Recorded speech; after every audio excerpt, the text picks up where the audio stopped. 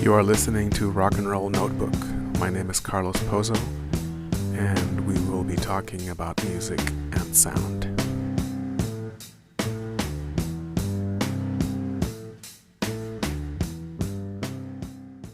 Today, I want to talk about contemporary music and some of the things I've been listening to for the last year, the last few months of 2023, or maybe a little bit earlier than that, up to the last few months of 2024. This will end up being the most rambling episode of this podcast because after planning out what I wanted to talk about in terms of the music I'm listening to this past year, I decided to go beyond that and also talk about the music I've been listening to for the past 30 years and how or why that informs what I want to talk about in this podcast, and why I pay attention to certain types of sounds and almost completely ignore others, and how that informs what I choose to cover in the future. So this episode is about the past, present, and future of music. According to me, that's all.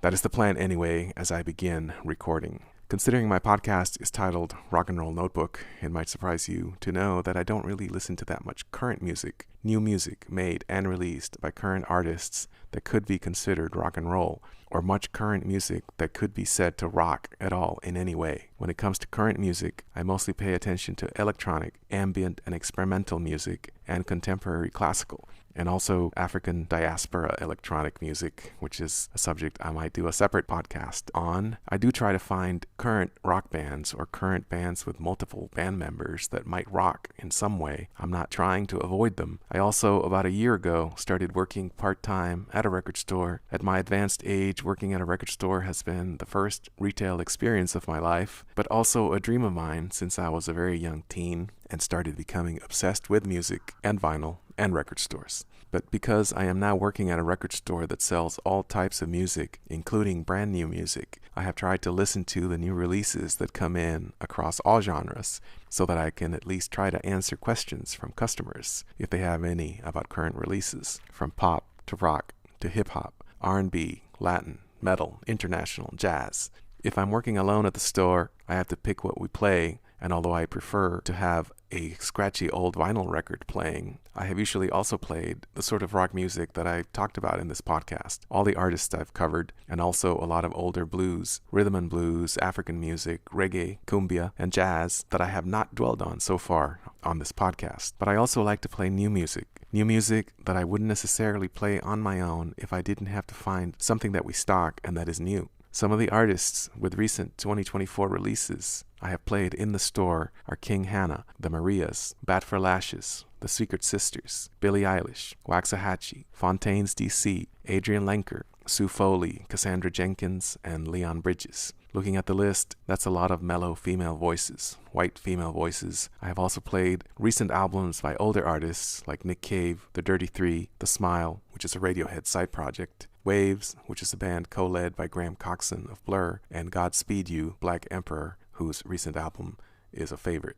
I do feel guilty about not listening to contemporary music, or I should say mainstream contemporary music, as obscure as John Martin or Captain Beefheart might have been. Their albums came out on major labels. Their albums were out there in the record racks alongside James Taylor, Led Zeppelin, Elton John, the known names of the era. They never had the mainstream success those artists had, but when they were active, they were on the same record labels as those artists. Today, I really struggle to find contemporary artists that I can listen to that are on mainstream labels. I do listen to a lot of contemporary music, a lot of it, but very little of it is mainstream in the record label sense of the word. As I said earlier, very little of it is actually rock and roll. I chose the name Rock and Roll Notebook since my idea was to mostly focus on the past. I did one episode last year that focused on current music that I was listening to, but I didn't include it in the numbered series of episodes of that year. This year, for the 11th episode of 2024, the November episode, I'm going to talk about some things that have been released this year and a few from last year as well. Not all of it is going to be rock and roll, but all of it is recommended by me, and there will be a playlist of those tracks you can listen to without my words. That was my original idea for this episode, but I also want to talk about the current state of music, which is a bit presumptuous of me to address, but honestly, just doing a podcast where I offer my opinion is a bit presumptuous anyway, so why not? And this idea, the state of current music, involves a bit of history of my listening habits, my media preferences, how I have listened to music in the past, and how that informs what makes it into my listening radar today.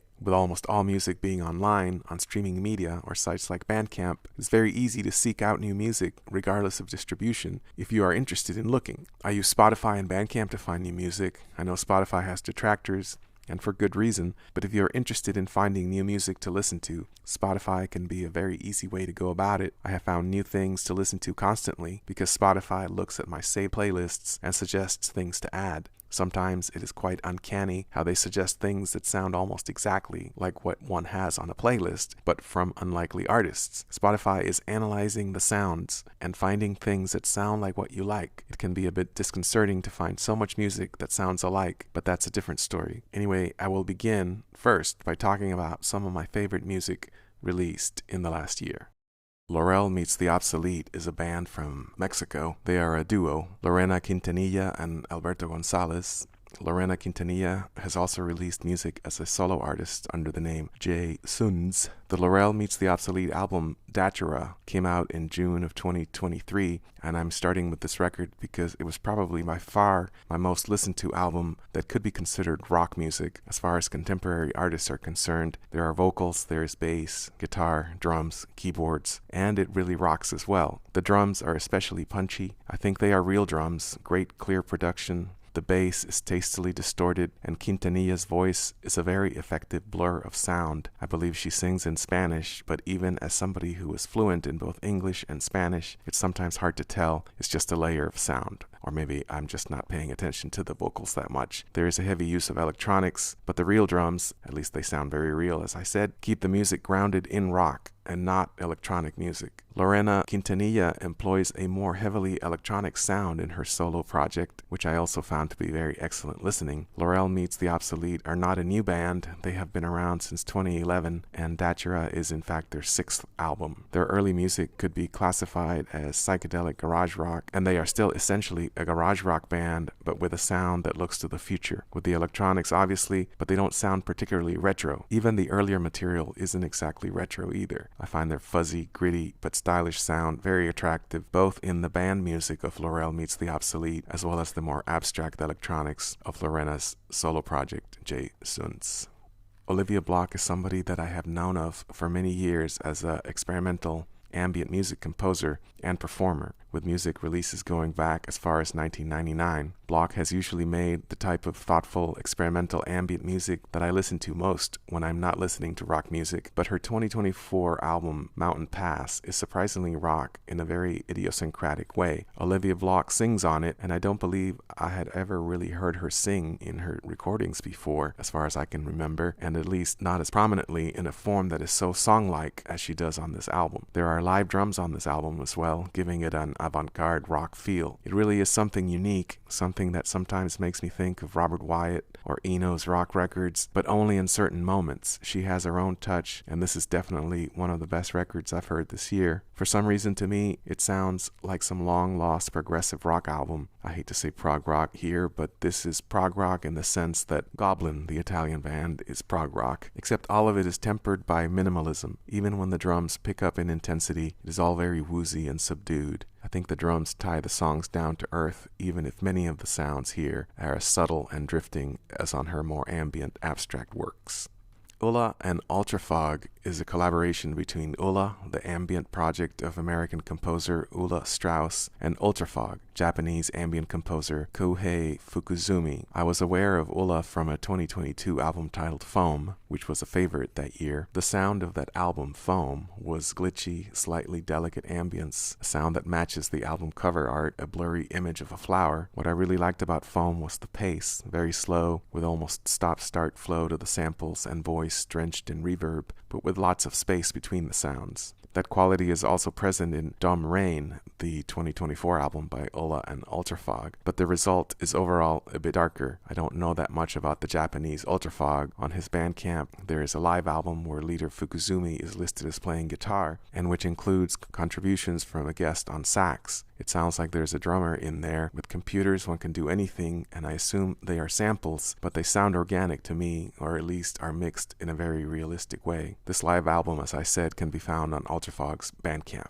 One thing both Ola and Ultrafog make very effective use of is a very deep bass sound that drops in, a sub-bass frequency that grabs your attention but doesn't exactly linger. Not usually anyway, not enough to set up a persistent rhythm, and I really like that. And on their collaboration album, it is deployed expertly. There is enough guitar, bass, and snippets of voice here that there are moments when it almost seems like a rock band is about to start playing, but the overall feel is very electronic. I said that this album was dark, but it's dark in a very beautiful way. There are some very delicate and pretty melodies, glitchy melodies that fall apart constantly. Plucked guitar lines and the sudden appearance of that sub-bass completes the picture. A bit of a trip-hop atmosphere in the music too, and more on trip-hop in a moment. Suns, that's S-U-U-N-S, are probably the only real band that I'm going to talk about here. I first came to notice them with an album titled Hold Still, released in 2016. I will talk a bit in a moment about the year 2016 and try and find a significance there. The songs released here in 2024 on their album The Breaks are still catchy. The music is inventive, using 2 guitars and keyboards with an effective detached vocalist, and the music keeps my interest for the whole length of the album, and those live drums still kick pretty hard. I would love to see them live someday. I've seen some live footage on YouTube, and it seems like they can pull all of this off successfully. Their music I would describe as some sort of post-punk electronic mixed with early 2000s band type music, if that makes any sense to you. They have a really big sound, and with 3 members, as I said, they're more of a band than anything else I'm going to talk about. The album The Breaks is recommended. Samuel Rohrer is a Swiss drummer and composer. I loved his 2023 album Codes of Nature. It's an electronic record, but with percussion, live drums, and machines played in a very organic, human way.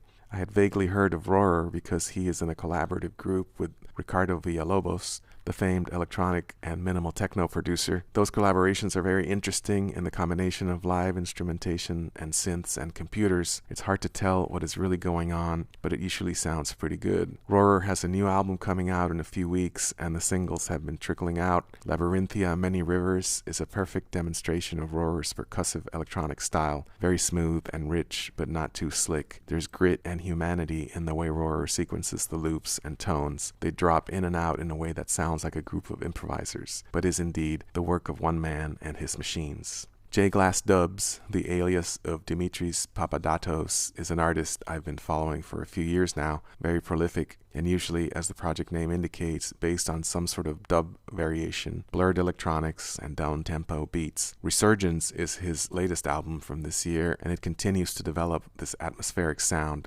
sometimes with recognizably dub, reggae touches, and sometimes just dropping into layers of deep ambient sound. I've mentioned Hugo Race in this podcast before on the Nick Cave episode. He was a member of the Bad Seeds in the early days, and I also mentioned his solo work, of which I am a big fan, and which he continues to release at a nice pace. I mentioned a collaboration with Michelangelo Russo that was all John Lee Hooker covers, excellently done. And this year there is another album collaboration with Russo, all originals this time, but with the same dark and smoky flair. Hugo Race's voice has aged well, it has deep character, decades of experience in each breath, and I can't get enough of the slow motion, bluesy sound that he and Russo are such experts at. The Smile are probably the most well-known band I'm going to talk about today. Their collaboration between Tom York and Johnny Greenwood of Radiohead with drummer Tom Skinner. The Smile released 2 albums in 2024, which is pretty interesting, though York and Greenwood are both pretty prolific, so maybe not surprising. I found both albums released by The Smile to be very well done and enjoyable. The most recent one, Cutouts, especially, but the one from earlier this year, Wall of Eyes, has my favorite song of theirs, titled I Quit, with this great cutting out effect on the guitar, some glitch electronics on what is otherwise a dreamy, almost folk rock song. That's the beauty of both of these albums, subtle and creative use of backing sounds and songs that are actually very catchy and very traditional, and the more melancholy the better, as far as I'm concerned. Ghost Dubs is German producer Michael Fiedler, who also records as Ja Schultz, a name I find a bit comical, but the music is serious, mechanical dub. There is still dub being made, and Fiedler has a special touch for the genre, very dense and intense electronic dub, and this Ghost Dubs album is pretty outstanding. It all sounds pretty distant, claustrophobic. The frequencies feel like they're just vibrations in your head. Sometimes it reminds me of what things sounded like after leaving a concert with my ears ringing. If that sounds unpleasant, it's not, at least not the way Fiedler does it. Skeletal bass and dub on the album Damaged from Ghost Dubs. 9T Antiope is a collaboration between two Iranian artists currently living in Paris. The credits for this album on Bandcamp are carefully written like this: music composed and produced by Nima Aghiani, songs written and performed by Sarah Bigdeli Shamlu. The credits also state that Aghiani plays violin, octave violin, and octave mandolin. Apparently an octave is used here to mean baritone, so both the mandolin and violin are tuned an octave down, so down-tuned. It's a rich, full sound without much of the trebly scratchiness I associate with fiddling, and it's all played sparsely below the crystalline voice of Sarah Bigdeli Shamlu, who sings in English. The mix is sparse, and as with the Ulla and Ultrafog album I mentioned, there is the sudden eruption of a sub-bass tone. There is also some somewhat industrial percussion in spot. As the title of their album might indicate, horror vacui, the mood here is quite dark. It's a tense, mysterious record. I'm not sure what to compare it to, maybe a much more skeletal Portishead 3, and the voice is prominent in the music. Bigdeli Shamlu's tendency to not use vibrato in her voice means I really love that sound she makes, and the music has a faintly Iranian Persian quality that I find very attractive. Subtle music, and as I already mentioned, Portishead, there's a bit of trip-hop in here, though much more focused on acoustic instruments than program beats, but atmosphere-wise, there is some of that electronic feel in the sound. Lisel, Lisel, is the project of singer and composer Eliza Bagg. I first became aware of her work when I saw the title of her 2023 album, Patterns for Auto-Tuned Voices and Delay. The use of the word auto-tune drew me in because, in general, I am not a fan of the use of auto-tune in most of the music I have heard using this technique, but since I like to keep an open mind about so many things, I want to believe that something interesting can be done with auto-tune, and this album was exactly that. I mentioned that Lisel is a singer, and she sings in a classical setting, Baroque and Renaissance polyphony, and that is one of several influences on this album. Renaissance polyphony is actually a music that I have a bit of an interest in, so just reading about this 2023 album made me really want to check it out. And it really is a mini masterpiece of vocal sound. Lisel's voice processed using autotune and other digital means, producing delicate melodies over subtle layers of electronics, sometimes with the lyrics, sometimes with just vocal sounds. I found it fascinating, and in 2023 I listened to it constantly, sometimes on repeat. I found it hypnotic and timeless. Now Lisel has followed that up with a new album, The Vanishing Point, released on October 25 of this year, so very recently. I'm still processing it, but it is a beautiful development of her 2023 album, a bit more musical, or quite a bit more musical. What I mean by that is more song-like, more pop-like perhaps, but very enjoyable.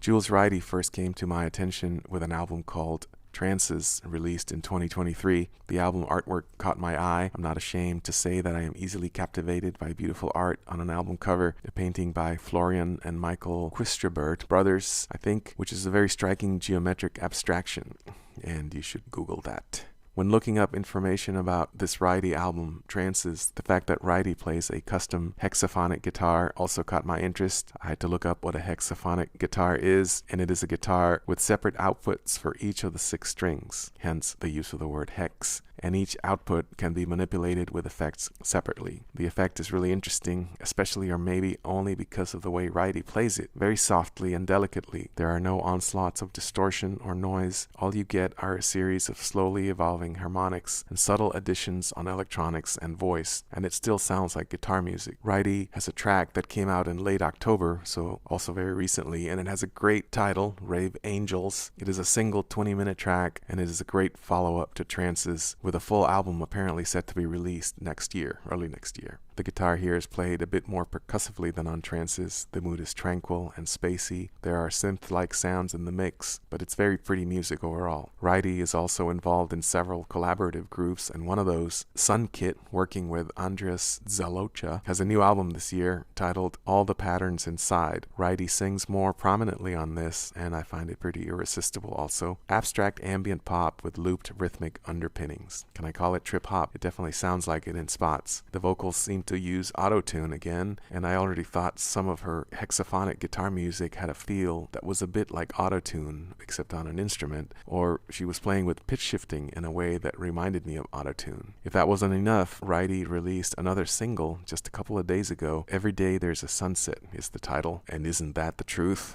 with more singing from Mighty, it is the most pop thing I've heard from them. I'm still digesting it, but I like it a lot. It has a dense, dreamy, swirling vibe that I can really get into on repeat listening, and I look forward to the 2025 album. The last album I want to talk about, this one snuck in at the last minute, released on Friday, November 8th. The band has the somewhat unfortunate name of Eat Girls, Eat-Girls. They are from France, a trio on vocals, guitars, synths, with some very cool bass playing that ties all the songs together, plus drum machines. They are probably the most retro band on my list, playing some sort of very 1981 sounding post-punk with touches of synth pop. The singer sometimes reminds me of a shy Susie of Susie and the Banshees, and especially the Banshees track Red Light, which uses minimal drum machine and synth to great effect. Maybe a bit of Flowers of Romance, Public Image Limited, but they are unique in their own way, and even though it's only been out for a few days, I can already say it's one of the best things I've heard this year as far as songs and music that sounds like it's being made by a band is concerned. Trip hop is something that I've talked about previously in this podcast, and this is where I end my thoughts on my favorites of the year and shift into some general thoughts on current music while looking back to the past. Last year, I did an episode on Tricky on this podcast. Tricky, born in 1968, is the only artist I've covered who is actually younger than me. Tricky came to prominence after guest appearances with Massive Attack by releasing a single, Aftermath, in 1994. The year 1994 was the year of trip-hop in many ways. Simon Reynolds, in his excellent book about electronic music, Generation Ecstasy, published in 1999, has a chapter on trip-hop, and the chapter is titled Sounds of Paranoia. And Reynolds says, "Musicians, bless 'em, hate categories. In recent years, no genre designation has been more resented and rejected by its purported practitioners as a press-concocted figment than trip-hop. Personally, I always thought that the term was just fine. Not only does trip-hop sound good, but it evokes what it supposedly describes, a spacey, down-tempo form of hip-hop that's mostly abstract and instrumental. It's a handy tag for a style that emerged in the early 90s, hip-hop with the rap and the rage removed. While not exclusively UK-based, trip-hop nonetheless remains totally out of step with current American rap, where rhyming skills and charismatic personalities rule. Designed for headphone listening as opposed to parties, reverie rather than revelry, trip-hop retains the musical essence of hip-hop. Breakbeat-based rhythms, looped samples, turntable manipulation effects like scratching, but takes the studio wizardry of pioneering African-American producers like Hank Shockley and Prince Paul even further. Why am I talking so much about trip-hop? I'm hearing a lot of trip-hop in the air in 2024, the sound of paranoia. That's what Reynolds called the sound of the mid-90s, but maybe it isn't so inappropriate to think about today being the ultimate era of paranoia, and a music that is down-tempo, abstract in mood, and topped by blurred, distant voices might be the only music for the moment. I hear trip-hop in the music of 90 Antiope that I mentioned earlier, but also in Ola and Ultrafog, and even in Olivia Block, whether intentional or not. On top of that, I see Tricky's name on a new Thay's Thaws album that dropped on October 25th of this year. I haven't had the chance to really process it, but it is basically more paranoia in dub in the vein of Tricky. But back to the year 1994, I decided to focus this next segment on the years 1994 to 2024. At first, I chose 1994 as the starting point for my story almost randomly, but somewhat inspired by a book that I really love on the history of early rock and roll, and that is Charlie Gillette's The Sound of the City, where in the introduction he mentions that the book covers the last 30 years of music. And the book was published in 1971, so 1941 to 1971. I decided to start my story looking back 30 years, so we are in 2024, and I'll go back to 1994. I have mentioned that I once published my own music zine in the late 90s, and the actual dates for when I made the zine, printed on paper, is 1997 to 2001. Just 4 short years, even if it seems more than that in retrospect. Even though the zine was printed on paper, it is very much tied to the computer and digital technology. I bought my first computer at some point in that era, probably 1997, and all the layout and graphics and editing for the zine were done on a computer. A lot of the music I wrote about in the late 90s was digital music made using software on a computer and sometimes released directly from a digital file onto compact disc or vinyl. One of my heroes of that era was the English duo Autechre. Their music was released on the Warp label, also home to Aphex Twin and Boards of Canada, more heroes of mine from that era. Boards of Canada were more analog based, Autechre were using software, some of their music even beginning to play with generative systems. All pretty far out for 1997. Aphex Twin started analog but went digital with a vengeance in the mid to late 90s. There used to be a myth that Aphex Twin, Richard D. James, built his own electronic equipment. At least, I believe it is a myth. There is a YouTube video I found recently, though, that details all the software James was using. Some of it doesn't even run on any current operating systems, but some of it was extremely advanced for the era and is some of the reason Aphex Twin's music still sounds startling even today. If you're curious about that video, you can find it on YouTube, and it's titled The Batshit Software Aphex Twin Used, and it was made by user Ben Jordan, who runs some of the software in demo, and it's fun to look at, especially the interface, very 90s looking if you remember that era like I do. There was also an Austrian label, Mego, later Editions Mego, that specialized in digital music, made in a punk way with cracked and distorted software and media, following in the footsteps of German group Oval, who famously used skipping compact discs to make some of their own digital ambient music, and which perversely was released and I purchased on vinyl. There was also the Mill Plateau and Raster music labels, Fenez, Ryoji Ikeda, Carl Stone. 30 years ago, music made with software. Those were my late 90s and early 2000s, and that is the music I was paying attention to. Looking back at the timeline of my listening habits, I see that 1994 is also the year that the MP3 file became standardized and the first MP3 file encoders became publicly available. The MP3, by reducing and compressing the size of an audio file, made file sharing through the internet much more practical. For the younger people who may be listening, the internet was very slow back then, and even storage on computers was extremely small compared to the beasts that we have today. Want to read a quote from a book I am reading about the rise of streaming technology titled Platformed: How Streaming, Algorithms, and Artificial Intelligence Are Shaping Music Cultures, Pop Music, Culture, and Identity by Tiziano Bonini and Paolo Magoda, 2023. And in this book, which begins the conversation about streaming media with first talking about MP3s, they write, "There is no doubt that the MP3, introduced in the mid-90s, represented one of the most disruptive innovations for record industry deals and listener habits in the last decades. Such a disruptive effect is partially due to the fact that this technology was not invented with the aim of replacing then-dominant music formats, such as the compact disc or the audio cassette,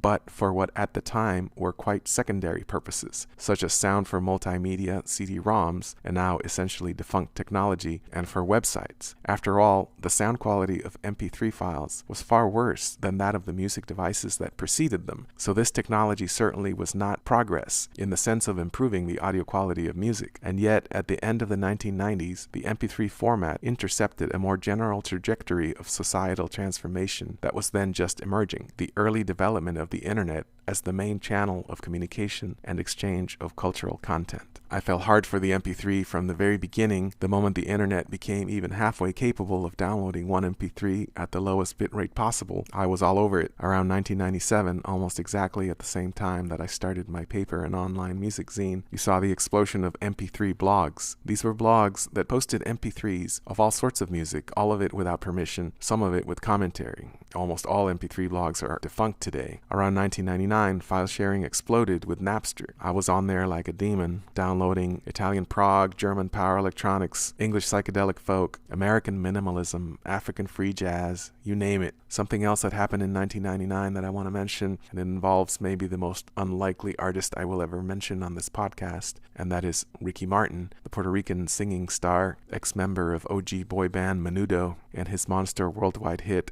Livin' La Vida Loca. It almost hurts just to say that. This song was a #1 Billboard hit and has the distinction of being the first #1 hit made using completely digital recording and computer technology, recording directly into the computer. And the computer was used in every stage of the recording process, from recording console to recording medium to mixing console and mix medium. Living La Vida Loca was produced by Desmond Child, who ran a recording studio from his garage in Miami, and this studio made use of a recording software called Pro Tools, which recorded directly into the computer, bypassing recording tape completely. I'm going to read some excerpts from a book titled Perfecting Sound Forever, An Oral History of Recorded Music by Greg Milner, published in 2009. In this passage, Milner says, "What Desmond Child liked most about Pro Tools was that it made editing both simpler and more precise. He could see the sounds as digital waveforms on the computer screen and move them around with the click of a mouse. He could repeat parts as much as he wanted with no loss of fidelity. He could try 10 variations of an edit and decide which worked best." Milner continues, quoting staff engineer Charles Dye, a staff engineer at Child's studio during the time when Ricky Martin was recording there. "That's what Desmond got into, the fact that he could invent a vocal performance that he was hearing in his head. That's what he realized he could now do in Pro Tools. He could even take syllables and move them around.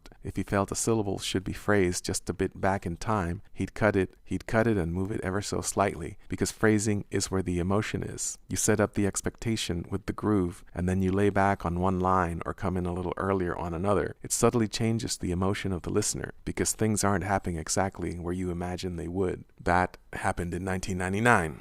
A musician could bypass $1 million studio and use equipment that at the time cost a considerable $20,000, but much less than $1 million, obviously, and produce a #1 hit. That $20,000 number came down considerably after 1999, to the point where today a person with a laptop and some basic software can produce similar results, assuming they have the talent, the songs, and maybe more importantly, as far as having hits is concerned, a voice. So that is why I returned to trip-hop, machine-made music topped by human vocals. After Napster folded, I was on SoulSeek, started in 2001, and which apparently is still around. I liked it better than Napster. I was on several music discussion online forums, and we would trade albums through that. It was a bit manic, all the music accumulation as MP3s. I still have all the files, mostly on one external drive, but scattered also on CDRs, burned with endless hours of digital files. Now my current computer doesn't even have a CD drive, so there goes that. In 2001, the iPod was released. I've never been an iPod user. I never take my music with me when I'm walking, so I didn't get much out of it, but it was still an important development in making digital music universal, slowly phasing out compact disc, which by 2001 had already started phasing out vinyl. Ironically, I started buying vinyl again in the late 90s, and especially around 2001, one of my interests became electronic music, some of which was only being released on vinyl, especially a subgenre of electronic music called breakcore, which was of great interest to me. Through my interest in breakcore, but not directly tied to it, I became interested in mashups, a type of collage of perfectly synced, completely different songs, creating something new that sounds like both songs, a mashup. I mentioned digital technology like Pro Tools a moment ago. They were much more simple, but still incredibly powerful and cheaper tools that could do the same thing or similar things. Time stretching, locking two songs at separate tempos became almost too easy with software like Acid, a loop-based sequencer. I was gifted a cracked copy of this software around 2001, and I made my own mashups using the MP3s that I was downloading using SoulSeek. All of this in total violation of copyright, of course. Apologies for that. SoundCloud was launched in 2008. SoundCloud is a streaming music platform that anybody can sign up for and upload their own music. Around that same time, I started hearing about a record label in Argentina called Zizek, spelled ZZK but pronounced Zizek, and what this label was doing was called digital cumbia. They were using the distinctive cumbia beat as a base over which to layer samples, acoustic instruments, other African diaspora music, reggae, dancehall, into a multicultural mashup that I found really interesting. There were other international labels doing similar things. Many of them were net labels that issued their music for free as MP3 downloads. Cabeza net label, also from Argentina, was one of them. I still have all those downloads, and the label is active still, now living on Bandcamp. The idea of the mashup was strong in this music. It was always going to be a free download situation, since so many elements in the sound came from MP3s downloaded on SoulSeek or many other similar platforms. I myself dabbled in this world, creating some digital cumbia dub music as I thought of it, and threw these tracks up on SoundCloud for anybody to listen to or download. Users would download my tracks, remix or obliterate them, and re-upload, tagging me. It was all a lot of fun. The users were from all over the world, Eastern Europe, Southeast Asia, all making this sort of distorted fake cumbia. As an aside, there is still some really interesting electronic experimental cumbia being made. An artist called 714 just released a strange cumbia album titled Distorsión, but the artist that nailed the ambient cumbia sound I thought I was after is DJ Python, especially with his album Más Amable, which was one of my favorite records of 2020. If the idea of cumbia of any kind scares you, I still suggest you give it a shot. It's very spacey and distant, but I guess if you don't like that electronic Latin beat, you're never really going to get into this music. I hear cumbia in there, but DJ Python himself calls it ambient reggaeton, another maligned genre. DJ Python is Ecuadorian, I believe, but based in New York City, and Siete Catorce is from Mexico. There's tons more in this Latin African diaspora electronic experimental music out there, but that's enough of it for now. Anyway, from about 2010 on, SoundCloud as a tool for a musician to use to distribute their own music or to get it out there and be noticed became important for many up-and-coming artists. Billie Eilish and her first early success came through SoundCloud in 2015 with the song Ocean Eyes. Spotify was launched in 2011, streaming music, endless streams of it, and that almost leads us to the present day. I am a Spotify user. I would say I am an excessive Spotify user in addition to buying music digitally on Bandcamp and on vinyl. Spotify is pretty much universal now, universally used and universally hated for not paying royalties to music creators while streaming their music. The effect Spotify has had on music has been to continue the mass cataloging of all music begun by the MP3 file-sharing culture. It's all on there streaming, it belongs to everyone and no one, and the only person making money from it is the Spotify company itself and the really big names in music that get the millions of streams. The effect of this mass cataloging has had on music is to level all music into this massive sound that is just a source for mashing up into new creations. The trip-hop thing that I keep coming back to. A beat, a collage of sound, and a charismatic voice. It's still surprising to me that there aren't more one-person operations hitting the charts with the prevalence of easily obtainable software like Ableton. I would figure somebody with a voice, since it seems like having a voice will always be a requirement to have massive success, would be doing it all in a bedroom somewhere by themselves. But the system continues to be a combination of voice plus a team of songwriters and producers. I'm recording this podcast a few days after the Grammy nominations have been announced, and for the first time in many years, I have actually heard some of the music nominated in full, complete albums. In the Album of the Year category, I have listened to the Billie Eilish, Beyoncé, and Andre 3000 in full, and I made it partially through the Charli XCX album too. I think I might have heard a couple of others just because they are inescapable. For me, that is actually pretty remarkable. I haven't consciously tried to avoid Grammy-worthy music in the past, but now, with doing this podcast and working at a record store, I'm consciously trying to keep up, just for my own satisfaction, I think. Of the Album of the Year nominees, I have to say that I find it satisfying to see the Andre 3000 album, New Blue Sun, nominated, even if I probably would not include it in my list of top 10 albums I heard this year. It might not even make the top 100, even though I listened to it a few times and found it really enjoyable. Just the idea that a 90-minute instrumental ambient album is listed alongside Taylor Swift and Beyoncé seems a bit perverse, maybe even just perverse enough to win. I actually hope it wins, and it wouldn't surprise me if it wins. And I might even say it right now that I predict it will win. And if I lose, who cares? It's described as a flute album, but I don't really buy the idea that it's a flute album. There's a lot going on in there, a number of other instruments, sounds, and you can listen for yourself if you make it all the way to the last minute. Just like New Blue Sun is not a flute album, Beyoncé's Cowboy Carter is not a country album. In spite of the initial marketing of the record, Cowboy Carter is a vast cinematic concept album, almost as long as New Blue Sun. If New Blue Sun is ambient, this record is something of a mashup. The multi-tracked vocals remind me of Queen in spots, of all things. There are country touches, but also rock guitars and synth washes. Beginning with the opening track, American Requiem, which bears traces of Buffalo Springfield's For What It's Worth, you know you're entering a world where songs come from other songs, and Stephen Stills does get a writing credit, along with a small army of other creators. There's also one specific track, Ya Ya, that is literally a pretty fun mashup, and I'm quoting from Wiki here. Ya Ya was written by Beyoncé, The Dream, Jay-Z, Arlo Parks, Cadenza, Harry Edwards, and Clara Makachwa Monk Hansen, apologies for mangling that, and produced by Beyoncé and The Dream. The track interpolates Nancy Sinatra's These Boots Are Made for Walking and the Beach Boys' Good Vibrations, both from 1966. The Wikipedia page for the album. The lyrics are mostly original to the song, with recognizable snippets in there from both the quoted tracks, and musically it doesn't really stick to one genre, having touches of all of them, but it has been nominated for a Grammy in the Americana category.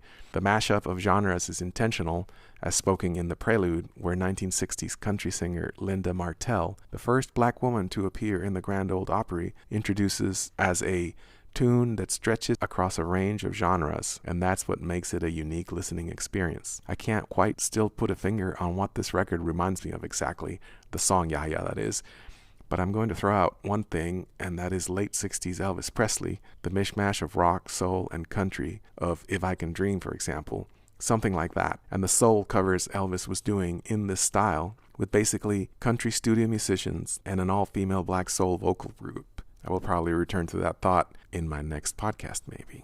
If you remember the current music I talked about as my favorite this year, you might have noticed that there were two types of music absent from the list. Well, there were probably more than that. But of major popular music genres, the two that are more glaringly absent from my listening list are hip-hop and metal. I want to talk about that a little bit. I came across this quote recently: "To study music, we must learn the rules. To create music, we must break them." These words are attributed to Nadia Boulanger, the French composer and conductor who is probably best known as a music teacher. This quote made me think about music that is actually all about rules. I first thought of heavy metal. What is heavy metal? I want to do a future episode on that subject, since I still try to keep up with certain types of heavy metal music. But when it comes to heavy metal, I thought of a music that has very distinct rules about what is and what isn't heavy metal. And if you are immersed in that world of metal, you probably have a strong opinion about what is and isn't considered metal. In the case of metal, there is an online encyclopedia, of all things, that I do consult with on occasion, the Encyclopedia Metallum, metal-archives.com, and they have a page detailing why certain bands are excluded from the archives. Heavy metal is one of those types of music that is recognizably something specific due to factors that are not entirely musical, visual, and aesthetic. But sound is a large part of it, of course. There are many bands that play loud, aggressive rock music, and not all of them are heavy metal. With hip-hop, musically looped beats, bass lines, and a voice rapping, there's probably less doubt amongst fans about whether something is or isn't hip-hop as there are in metal, but both of these musics have certain qualities that require you to go all in with them. I listen to much more metal than hip-hop, and I know that the sounds are not easy to digest if you are not already used to hearing them. The volume of the riffs, the insane speed of the drumming, the harshness of the vocals. Those vocals are deal breakers for many people. The Cookie Monster vocals of death metal or the shrieks of black metal. In hip-hop, the bass frequencies, the heaviness of the sounds, the harshness of the vocals themselves, and the lyrical subject matter are also something that you either fall into completely, or if you start to analyze, maybe you pull back a little bit. So what I'm trying to say is that I'm not going to talk about hip-hop and metal in this episode. Those subjects I will save for another time, and that is partially because of this musical rules idea that I have. Something that the Billboard charts, Spotify charts, and my favorite music of the year have in common is the lack of bands, rock bands, but generally any sort of band, experimental, jazz, country, bands with 3 or more members playing their own instruments. I tried to figure out when I stopped listening to music made by bands, and not really sure I can pinpoint that, but looking at purchases, MP3s, and playlists created, the year 2016 jumped out at me a bit as one of the last years where albums released by bands that year really left an impression on me. And of those records, the one by Sons, Hold Still, that I mentioned earlier, is one that really left a strong impression on me. I mentioned Sons. They released a strong album this year as a trio, but 8 years ago on Hold Still, Sons were a quartet, a singer who plays guitar, a guitarist, a drummer, and a keyboard player. No bass player gives a hint that this might not be a regular band. They made very creative use of electronics in their sound. Not just keyboard, but loops and effects, and a variety of noises that made some very interesting and also catchy songs, with a drummer who kept things groovy and moving. As a trio now, the music has a more subdued feel, but I think still they are one of the more interesting rock bands out there. I don't really remember if it was completely intentional on my part, but that same year, after discovering Sons, I found several other bands that follow a similar path. Live drums, guitars balanced by electronics, and vocals that don't really sit prominently in the mix. I've used the word blurred to describe a quality flexibility I like in vocals, where lyrics are not entirely understandable, not a mumble that seems more of an affectation, but more of a background sound. Sons is the best example, but here are some other bands that I was listening to in 2016, and these are all albums released in 2016. Holy Fuck and the album Congrats, Autolux and their album Pussy's Dead, Daughter with their record Not to Disappear, Exploded View with a self-titled record, and PVT with their album New Spirit. The album New Spirit came out in 2017, but I'm sneaking them on the list. PVT were a very interesting Australian band. That record ended up being their last. In 2008, they released an album on the English Warp label, and with each subsequent album, they seem to be pushing the mix of technology with live playing and making actual songs that still sound great today and not particularly dated in any way, especially on their Homo Sapien album from 2013 and the title track from that album. You should listen to it, but also New Spirit. There were also some duos or solo artists I would throw in as compatible in there. Grumbling Fur, Public Memory, and at least one instrumental trio, Radian, that fits in here as well. I mentioned the group Noble Rot in my Best of 2023 wrap-up last year, and Noble Rot is a Holy Fuck offshoot. All these bands were making rock music that wasn't exactly futuristic, but not retro either. It was a post-punk garage rock for 2016 with electronics, and it could be played live. And some of it, yes, sounds like trip-hop. Trip-hop garage rock. Portishead 3 is lurking in there somewhere. Portishead 3 was released in 2008. I'm not going to spiral out of control even more here and start talking about Portishead 3. I might actually do a whole episode on that record, but Portishead 3 saw the previously almost prototypical trip-hop band get weird and post-punk garage rock while retaining the vocals plus background noise formula. I want to wind up this ramble with some thoughts on one experimental musician, or at least definitely not rock musician, that I listened to very much in 2024,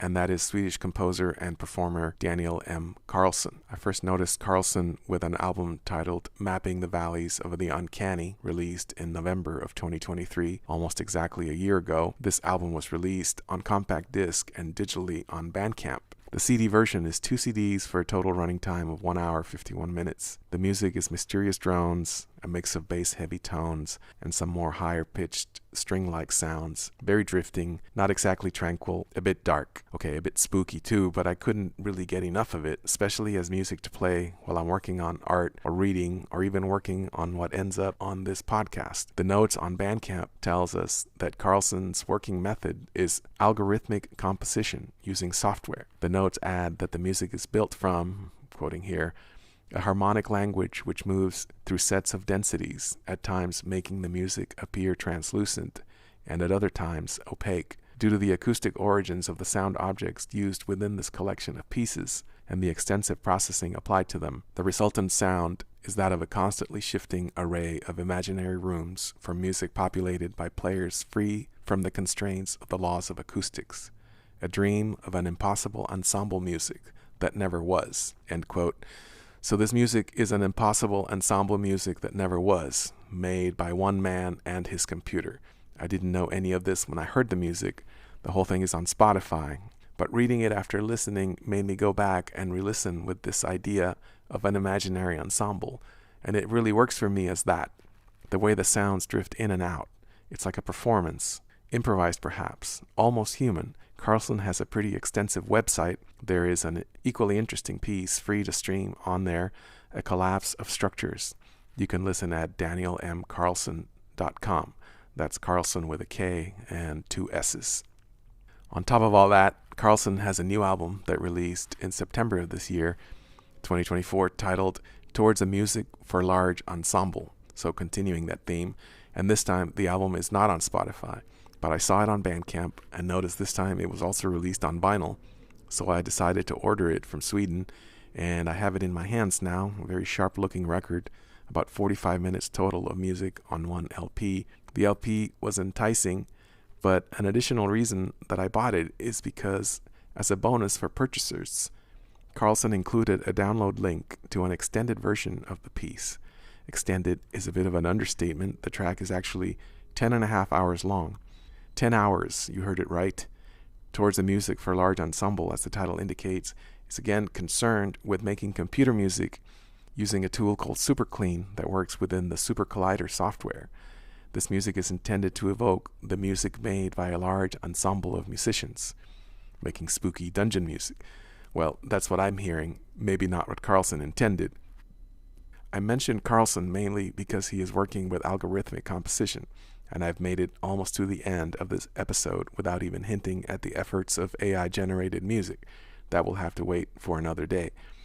But I think the music of Carlson, even though it's instrumental and obscure and experimental, is working with technology in an interesting way that I think could be applied to more popular music. I mentioned Billie Eilish earlier. I think of the albums that are nominated for the Album of the Year, I probably spent more time with that one than any of the others. It is very well produced, and on the second side, there are some drifting, almost ambient passages combined with voice that I think are very well made. So if you ask me what the future of music is, a charismatic voice singing over machine music and the sound of paranoia, that is the future of music. And I think that's enough for today. This has been Rock and Roll Notebook. Thank you for listening.